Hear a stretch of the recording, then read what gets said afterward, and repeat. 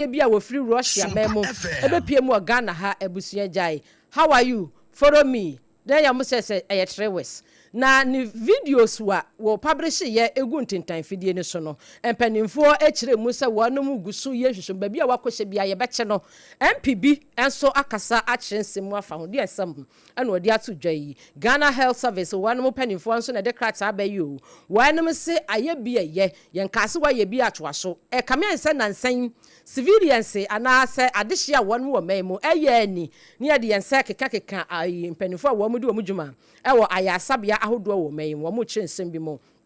efa ho no nyafo inu safo seni wono so na ekasa yo wo se ho behia pa se kokoo no wono betumi ede niam gu akwan mu yie se de be yakuafo so wo ho ebeto wonom ye be kutwapo ne akwakopie mu ewo bi ma so ne de ho ensam ede asom wo ebusua ensam ne bi eka ye ne ho edoso ena na no pei ya boden bedemu kufu besepa ne kwa na hahai empanisi tase no benyansafo ena fe benim defo enti ne kame hoyi na yensom entati atwasu a na kyese ma ba bi nso nti aseda ne nyina akoma yaboafo a mebo wondin empanisi akokɔ bi de wo hoi aya no anima de kyenye o na so bre ne brado no ya wotie firi onini ano medin ABENA BADU ADEPA KWOFIE me ene mesi adwa ena no pai mesom wo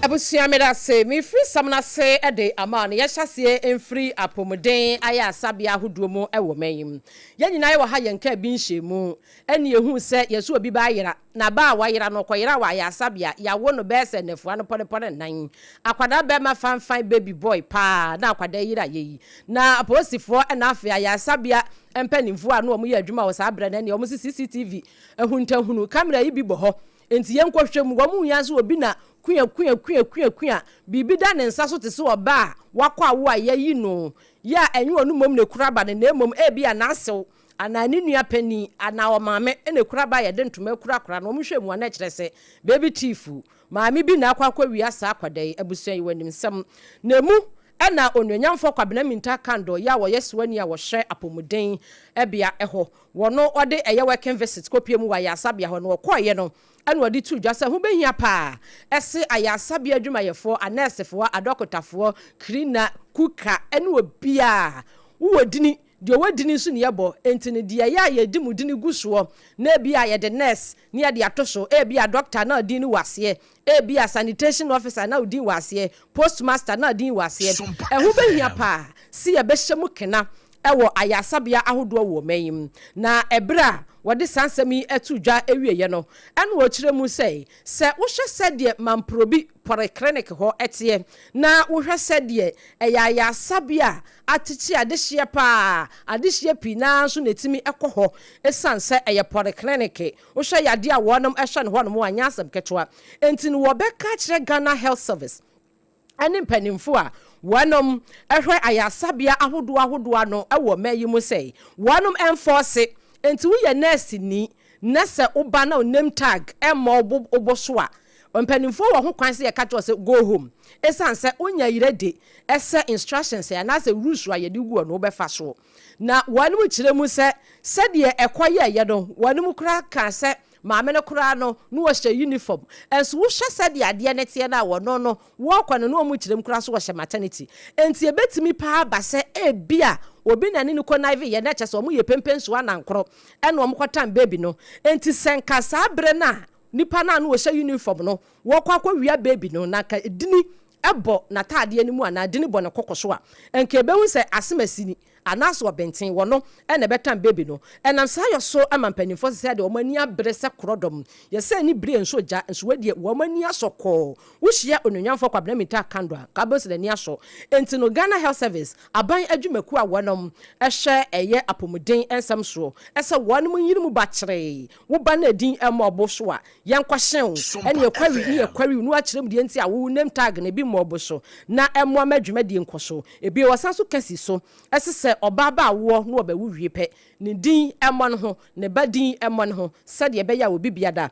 enkoso api obi emma bibia enkonkosi akire da chimbe ebra ononyafo de ne nsem ba wiye no no wototo serese wone na hye ye ne de wonem ani abre ese apomuden biaye wo mayim no wonem be hwe na eniema enkoyie no wo modi aguakwan mu a ensemi efi ononyafo kwabena minta kando ya wo yeswani a wo no wo hwe yapomuden ho ensam so wo mayim wo sanso ayemrahye bedwani e de ma de hye agwonom ebutu dwaboso abato empesua so ene ede ne nsam asom wei opani a wo kasa yi eye ononyafo ya oboama wakasa achiremu woye emrahye bedwani e de ma de hye agwonom ewo afia abato empesua so ene wo kiremu se ena anu ada video ya wonom hu yi wo mu nyina wo mo ebotei sansa wonom yeremu ye ma wo mo mama ne bi wonom maame mo ye ma na si dan na wo Russia guy wutimi ba ede eye ahwintahunu camera esha osi person na hu obi anu abisa na hello how are you how old are you follow me no oba ni di wachi saa ebi kura se bia na ye magic ebi nso se nye magic ni ade a ononyamfo Isaac ya obo amanya kon ekiremu se empanimfo apese wonom ede eniema gua kwan mu yie na sesa Russia ni abrantie no si ye pese ye nsa so di mu na mbra ene ni dia ene bibia mu wonom emfa niema ngugua kwan mu wase wo hwemu a cyber security act no wo mayim no eye crime papa se ubetumi ene obi kura akodem na on request ya na se ebia wonne nka bibia se me fremu ana me video ana se bi kura ba hia wabonten na me de camera to so sa wo se eya bonefosam enti sa Russia ni abrante ne de e wo se mpanimfo ehwemu yie na sa cyber security act no wonom tibide yantam ni ko mu san se bia wo ba kwhye bia be che no ye che na emra nkasa enya adwuma. And you know, on international law, and they can decide to prosecute the gentleman even in their jurisdiction for the offenses that he has committed here in Ghana. But the broader conversation I'm very interested in is, one, the security architecture for our country. And we pay so much into national security. We pay so much into intelligence gathering. And so the security should take a cue. We should strengthen our internal security. We should also do a lot of education. You know, for Ghanaians, we ourselves, you know, a lot of things we see go wrong and we find it very reluctant to report. Enu chino enu nyamfo Isaac ya bo amanya kon ede ne nsamba wiye wabra wo kiremu sede emra no ankasa etiye ohye amamra afi apema hankono aduokono mienu 1992 constitution na yanyina ebo ho ban mampani kura no wo hye ase bie no wo hwe mu amra no ewo se wanum timi educate ni yie ema de hye yete ase esansa ye wo akyerɛkyerɛfo a wonom kyerɛmra ewo mayim wonom parliamentarians ne mekyerɛmra hye bedwafo ne de wonom mo hyɛmra wo mo hye wi a ye wa lawyerfo a ombetimi a interpretate ama yate ase ukọ law school ahodo no a ade hye aguwa no a wonom kyerɛ de kyerɛkyerɛ emra na se enti ne se bia wo ye Ghana ni na se BBC na uhu se de wasa wo kana fa emra no wo ho ye a wasa wo pempanifo na mpanimfo eben wo ne kyerɛkyerɛ mu enti emra no se de okafa ho so eni. And you know, on international law, and they can decide to prosecute the gentleman even in their jurisdiction for the offenses that he has committed here in Ghana. But the broader conversation I'm very interested in is, one, the security architecture for our country. And we pay so much into national security. We pay so much into intelligence gathering. Yes, we passed the Cyber Security Act to confront some of these issues. And as you said, the sanctions are very, very high and punitive enough. Unfortunately, the person is not in the jurisdiction for us to prosecute. But be that as it may, I think the diplomatic channels that have been triggered by the state is very welcome. The fact that they have summoned the ambassador to Russia to come and speak to the issues is very, very important. Engaging the Russian government, whether the Russian constitution allows for extradition or what have you, I think that is for the Russian, because they said it's also a crime in Russia. Enti no said ye watchre ni nsemu nyina eno no enti uhwemu a Russia man na nkasa no korado wanum chim se eye abonefosem se unsiki consent emfree obi a wini ni di nkomo ho na obetwe camera de asini so secretly na wa record no na nkampese woni ba wura dem na wa frame no ana se watwa ni video na uwie ya nso hwa o wodi abeku tintan fidie so eye emra bone anasa bone fosem o Russia mem tie ho behia se wanum behia empanifa wo so Russia memo na wanum so etimi akire wodom side of the story anasa wo aka bibi kakra ede afa de asi ho eye bone fosem ya wanum nuan ebedi wo mayimu opani a yeti nini eye opani a wonu ogina adehia wodom ewo afia abato empesua so nyamfo Isaac ya bo amanyako wono na ekasa ye wonsam fufuro mu no yanyina ye nim sade koko ho nsam egentre ha ewo mayim efa opani a wakasa hu eye Tamale Central mra hye bedwani onanyamfo inu safuseni wakasa etoto sra aban na se ebeya aban ne mfa hyehye papa bi nwa kwamu sade ebeya secure koko production no ewo mayim wase opiemu ewo atoye etifido emantem Western North region ho no mo a adehye ne tire pipe yeti koko obuo so sei no wom tire pipe sanse Western North wo sei no koko wo ho enya asem ketua ebiso manya ateso ene ejai ye beya asasem no futum fram wanu betutu koko nuane nyina agu wom bedi garam sei wanu so wom ntumi enya se bia ya duadua ye koko kakra na afei na ye ba bete so den masa akwakwate bo so onanyafo yi sei upie ba bi te se sehwe so afedwabo so bia west ya wo hwe se de wanum ewo koko ya wom di koko ho dwa pa ne se eba se ya na ekamia ye se wanum effort ya wom di hyemu ana wo ho a wode wo ho nyina ewura koko adwumadie mu no yama wom ensesi from wom rahye bedwam se de ne onanyafo inusafo sei ni echeche sansemi no sompa kase etwi bigu homa so sei enete. His Excellency, the President is saying, look, we want to process our cocoa, but we must have cocoa beans before we can even process them. What we have seen in the past is that we have not been able to even produce the cocoa beans that we require for export, that we have entered into a contract to supply. So we must put systems in place to ensure that we guarantee ourselves of at least a minimum production of cocoa beans to be able to say that we're going to process 50% of the cocoa beans in this country. We should not be dependent on gambling or lottery in this reform exercise.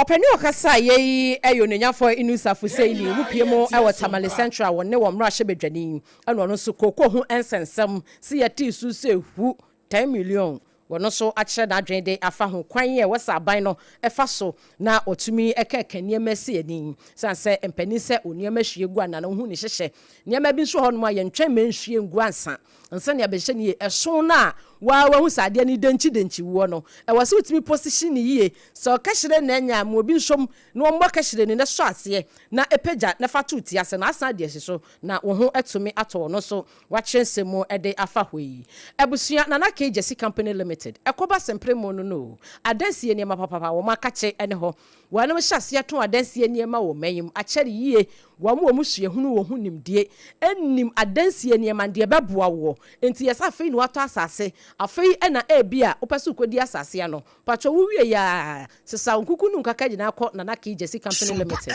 na ka chense na KJC yi me pese me si dan yo me ya brantie afei kura ne manya adwuma boa me na enuoma wodi begu akwamu ama no obeka say yes sa ye wopani ene wopani ampa wase free consultation wodi bema wo afei wu persement enado ahodo na do no sate akwa baako ekosin sate akwa besa hanu enti de adibo Yesu Kristo asenu enu nyina na KJC ewo bi wona kache eye na doa inches ya hodo na mekan afei plywood so ahodo open building wires and binding wires na KJC Company Limited cement no wase yan kancha cement bia na ye delay foundation ewo ensu asase so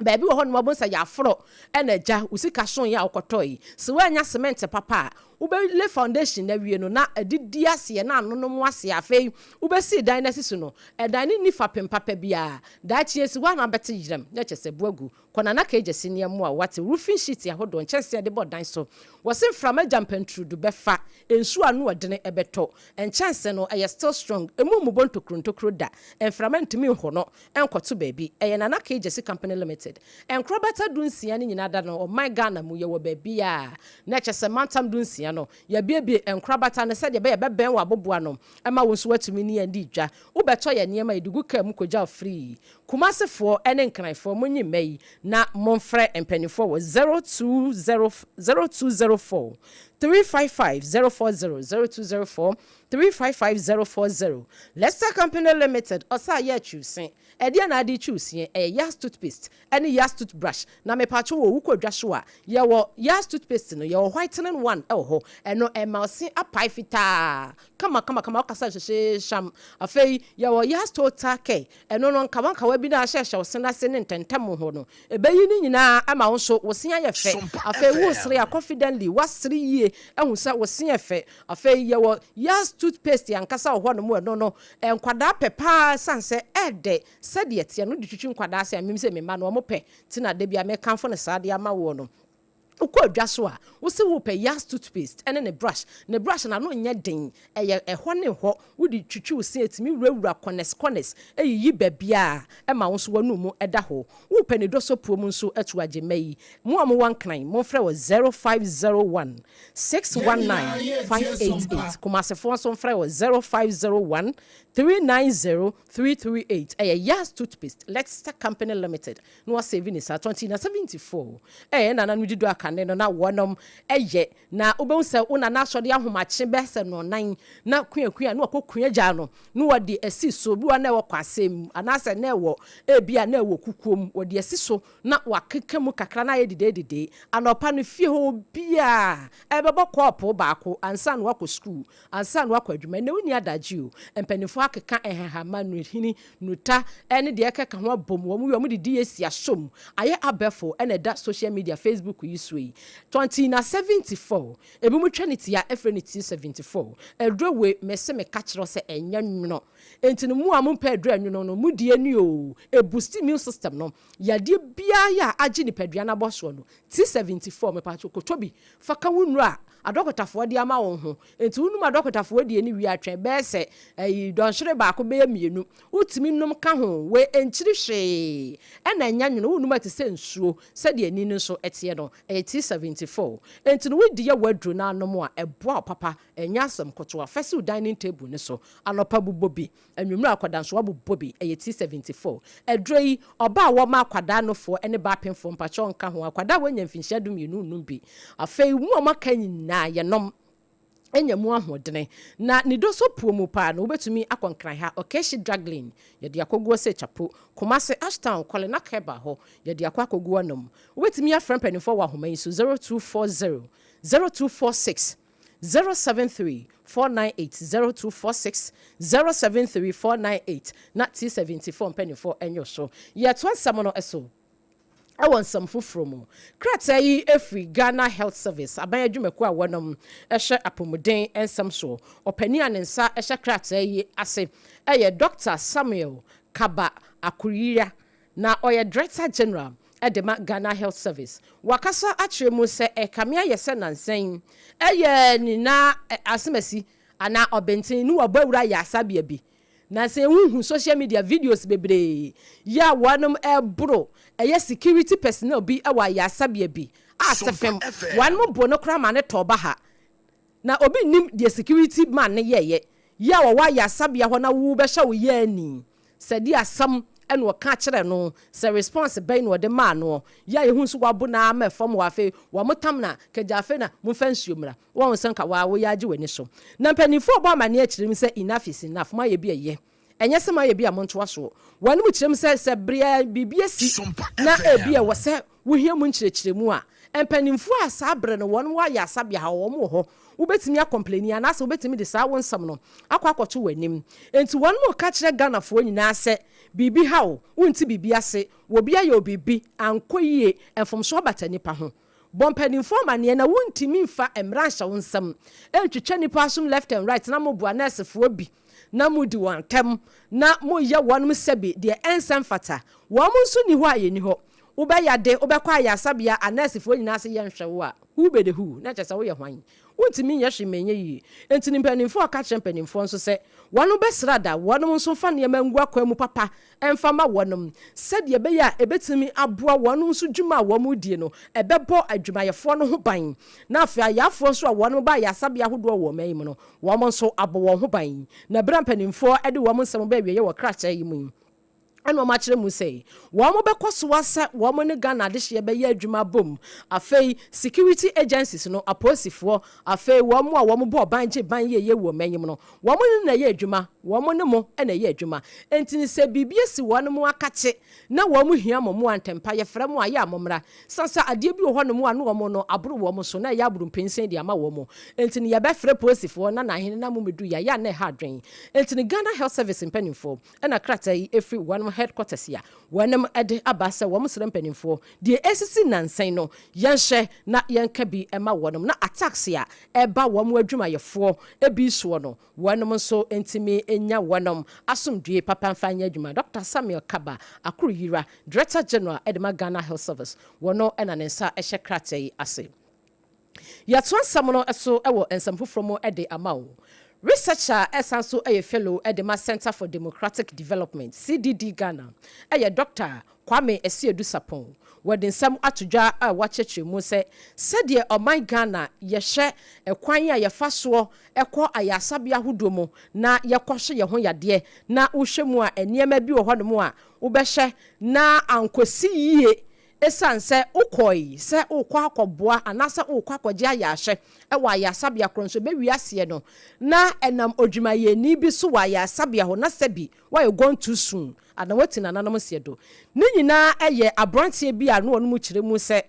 wenya fihia no aduonu enkono 29 years old boy ya na ne din ene Charles Amisa ya wo mu kire mu se okwaya sabia bese miensa rege ka ho police hospital ka ho ena na 37 ka ho ya mu kire mu se emergency ward ho ehwa na brantie no ejemu na wo mu hwehwe mu kakra wo no ye ni kire mu se ase sabre no anesefo bi ni ayasabia na dwumayefo bi a nwo mo ho no wo no negligence ase wo no na antimi anhye abrantie ni yie ase ya tu na jejemu se die yo na nam so emoti na nanom sedo empanimfo ayese wo no eguso ate ho abadwakuo kura 3 member committee ya wonmo tenase ne wo mahwehwe mu padimfo wonmo adwemu abobe no mahwehwe sansem ne mu sansem kro na na Center for Democratic Development CDD Ghana one research fellow bako ene Dr. Kwame Esiedu Sapon wono so achechwe nsemu said ye be ya bibia betumi ada ho fan ama Ghana de hye said ye yeteye se saa na te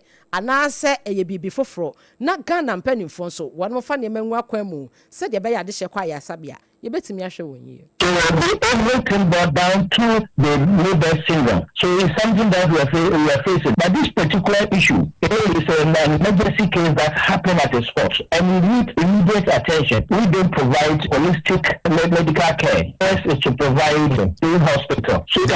ensure that the person gets to a facility for further treatment. So if we get them, there's no bed. In fact, it makes our work. And we always we want the government to at least a percentage of at the emergency ward publish that. And then because of all this, that is why the minister has established and has formed a committee to look into this matter.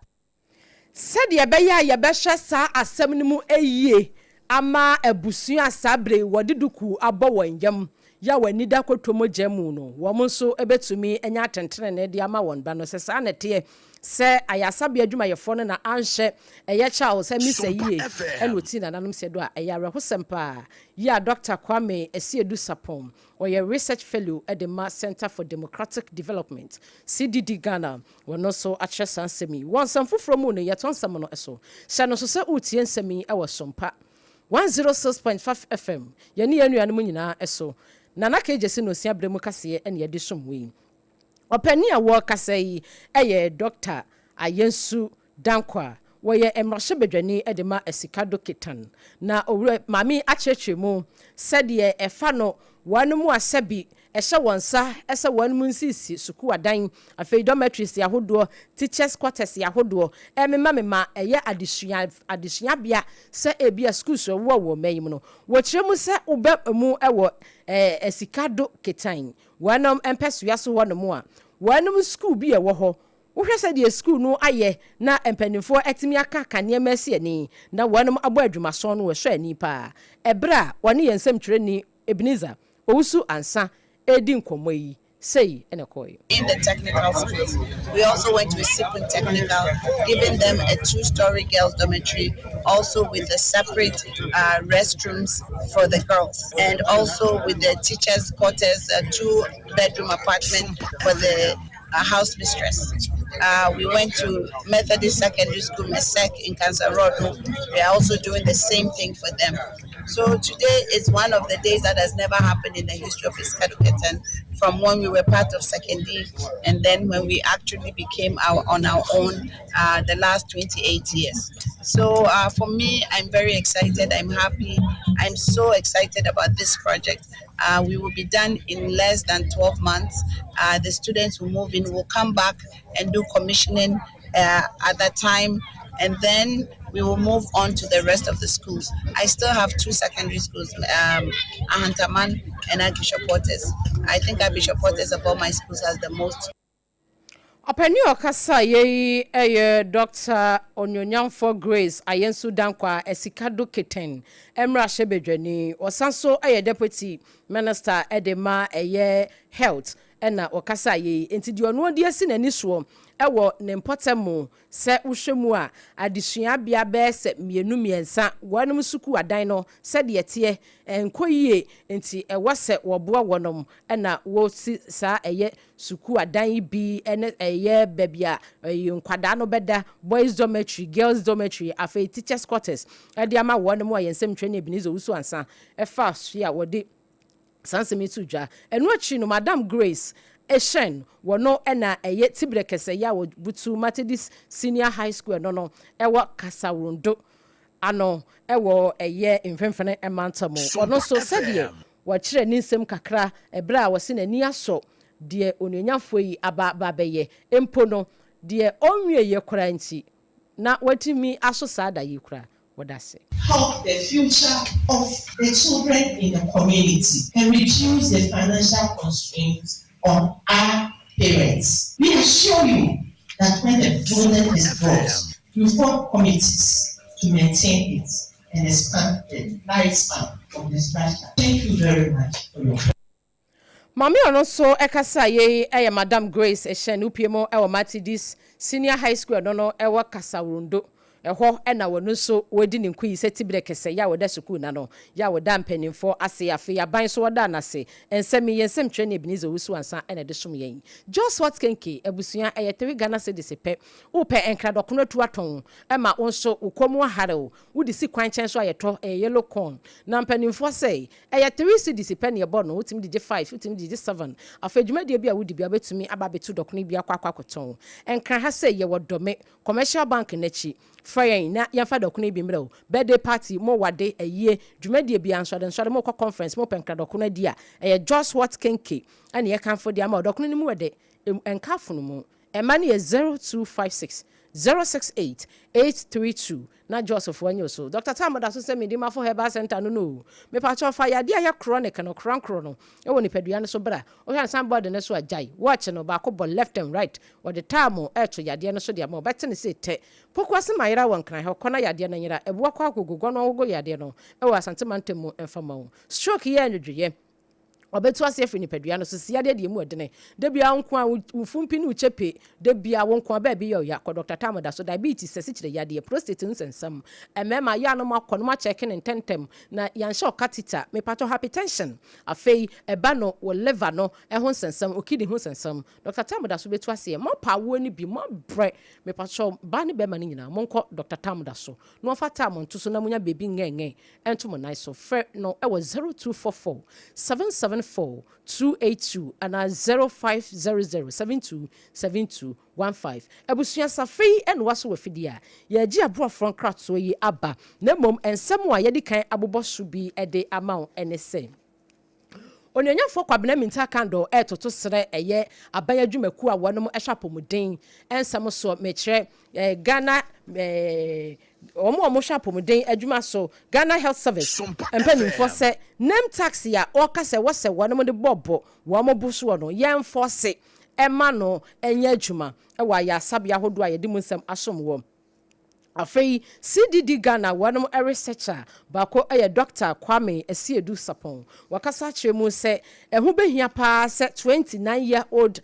Charles Emisa yomu chemu se ayasabia bi ya emergency ward otina nanom siedo a omuhwehwe mu ano ebetimi abase efri ayasabia no ebra wo mo ano omu ho nasefo no mo ka ho ensa so nti enu wuye no panifo enhwehwe mu enkosiase Ghana Health Service panifo so bo amani o kire mu se nansen ne na timamufo bro nesefo wo mo buru security mindfo panifo nhwe na wonom ensia no no mo nsoso so biem onanyafo inusafo se ni so kasa kira ban se obesra ban ada koko sector no wɔhwɛfa niema ebetumi aboa yie emfa ngu akwan mu na adihye omwo atoye tifido emantam Western North region de wanu ma ye koko pa nyesa so omka so omudin nya tu garam se aban bibi ebehia Mr. Treme sima ba ko me basisia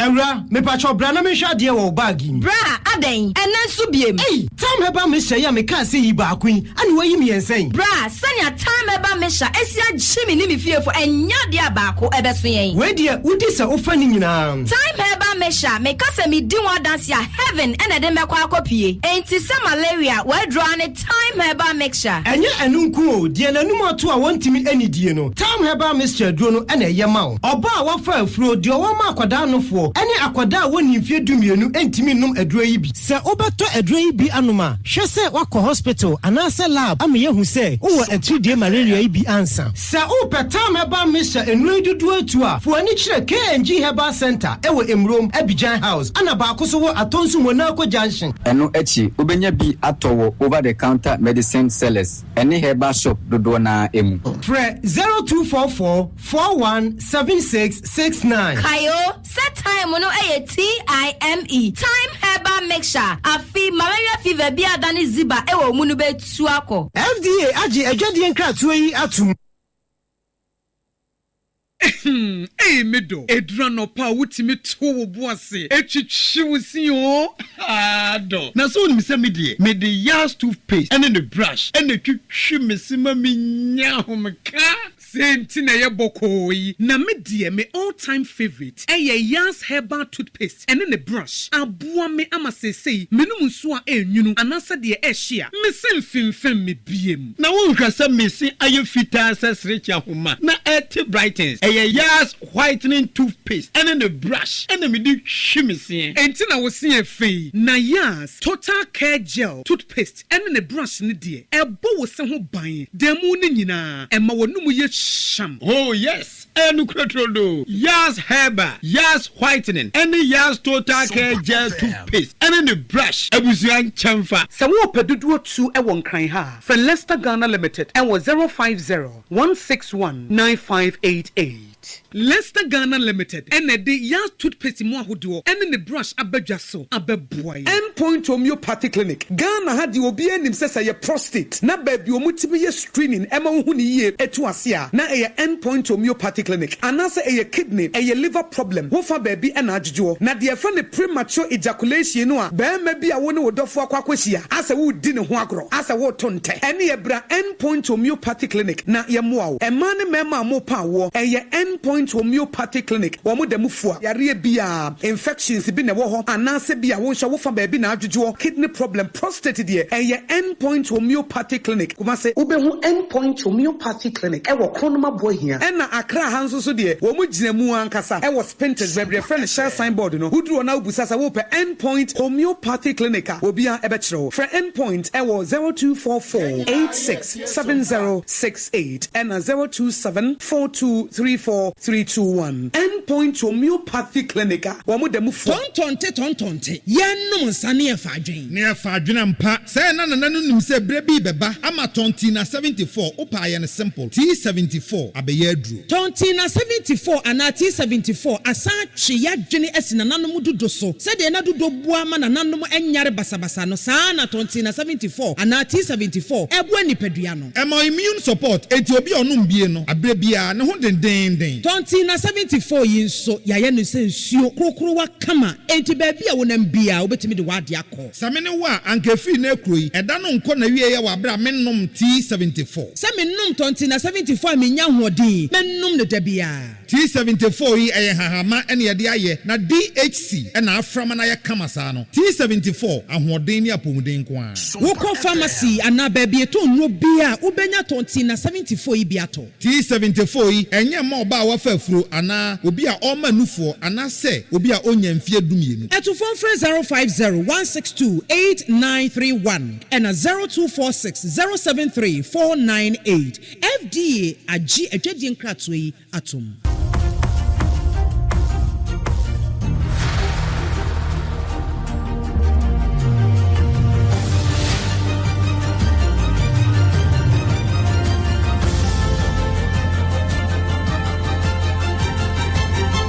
SOMPA TV Emma Aketuapa. Ebusia Emma Aketuapa yakwa kowie kase no ewo bi man so na US maimo eho ne yediwu edru. Said ye one president Owura Donald Trump wade empanimfo ene ensembi ekodan wanom ekoto ya na wo kire mu se said ye wo mo niema bo etie ewo US maimo no wanom kire mu se na increment no 10% na wade kwada kwato se nkopese wa ye no 15% na ene de ababa beto dwanimu animu ya mu se said ye US one global tariffs no wanom ye se eko 15% no sabre Supreme Court no di ni rulings no aba wanom wa kire mu said ye nanka Owura Donald Trump pay 15% no court na crack ne down kra na kyerese 15% no entumi amaso na wo mu kire mu se wohwemu a 133 billion US dollars sika na wanom estimate ye senka Washington wanom ejejeje na wanom ede akwakoye dwuma die bi na ehu behia se enka wanom niam abo no wamo etimi epeja ebuanum kakra na ebra wononyamfo Donald Trump emeki sa adwe na mpanifo bi se na yankasa kra no sese no sede ye niam akone sede wankasa de niam agugu niam akwan mu no niam enhyeda enko isa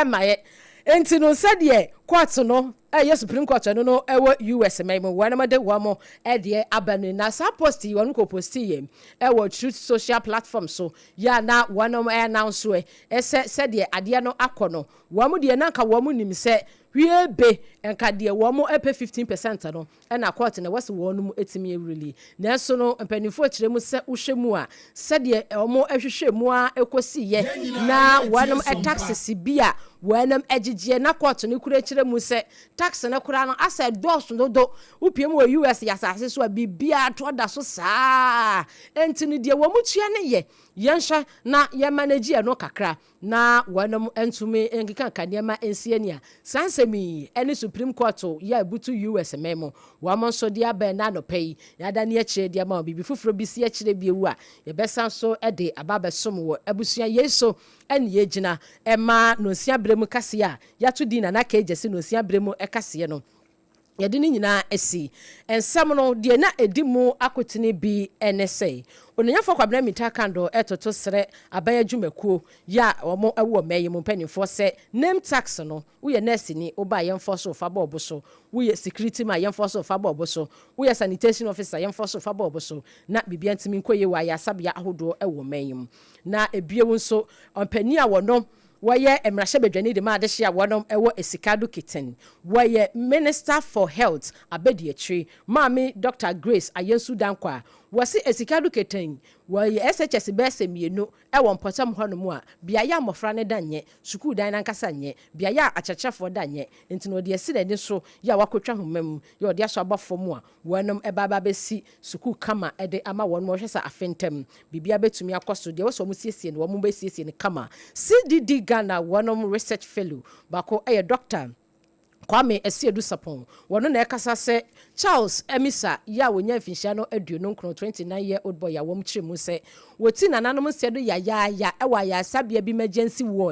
ward ho ya de ne koye na se yegya ne ho saa o se yemfi no ene woti nananom sedo nti sen sam no aban at ho committee ya kyerɛ member committee mpanimfo a womote so nso womadwema bobedia yenhyehyem emfa nkonsu yase se de be ye bi NCBO ahye ye wonom no mo hwa aban adwumako so ewo mayim we Ghana Health Service for abedwumako wo mo sese de ye bro wo mo ade hye nansen no bro mpense yi ntimpanimfo anhwai na wo mo fa ne mangu akwa mu emfa ma wo mo no nyafo ni safuse ni so etoto sere aban no ese de ekọ ewo koko atena ye ho no wode ne ma papa begu akwa mu betumi aboa ama aban no so ho atodo na obi bia so de se okotwa ne koko agu upie mu ewo Western North region ho no mo a koko ye nya bi free ho pa se wo mo yeso mo de wo mo sase be gadam se ya enkoye emwaban no Donald Trump ho so nsam so ye de besom said ye na all peteris 15% no court no astra ken down ya wanyanti ebewi me ni said ye na tie no nsum nsam ye de esom wo ebusia na KJC Company Limited ekoba sempre mo no wo de adansie ne ma eso ya sene entini ya no akono kopa dansie ne ma de hintuma medima fo Herbal Center Dr. Tamoda so sebra na kache na ontu yade asese hum just hot kenke 3 Ghana cedis pe pacha no akwakopa bi akoton obenya fa so botwu afa 2074 bi 2074 yana nanim do boost immune system no aya na wapebi ato Leicester Company Limited yes toothpaste any yes toothbrush no mo de abedwa so patwa ya no wapebi de atwusen na aboa ensemi free Sompa 106.5 FM Accra so no brekwana na Masante Manta mo Sompa ye batan 93.1 Kumasi Ayuko FM 100.9 Kumasi Adamfo Radio Paris France abuchimemo upiemu awo takwa ye Sompa 101.1 takwa de Sompa 103.3 tachimani ye Sompa 106.1 sunyane ye Sompa 98.9 enkranza ye Sompa 90.7 and afi doma ye Sompa 101.3 Mankesim enen kwado ya Kingdom 106.1 afei kaneshi eba radio so fa bi kaneshi market wonu mutie bi ewo so Doma FM 100.7 Doma hinkro udi koda not yenka wo so Facebook ne dem live Sompa 106.5 FM Accra YouTube no so na Sompa FM live na ya osafo kantanka bema epeja yen frifia ha besintentan fidie ne so mo hye ho nyina yetwa mo pese jame nhra mo dododo afei some trofo nyina so yeda mo ase anaya asafo so yeda se abusua wo age bre ne adaje so etie yen yeda se ene anopai mi amege bre ene adaje bekenkan nsem ede ma wo somsronko kwan so medin Abena Badu Adepa Kwofie madase Accra.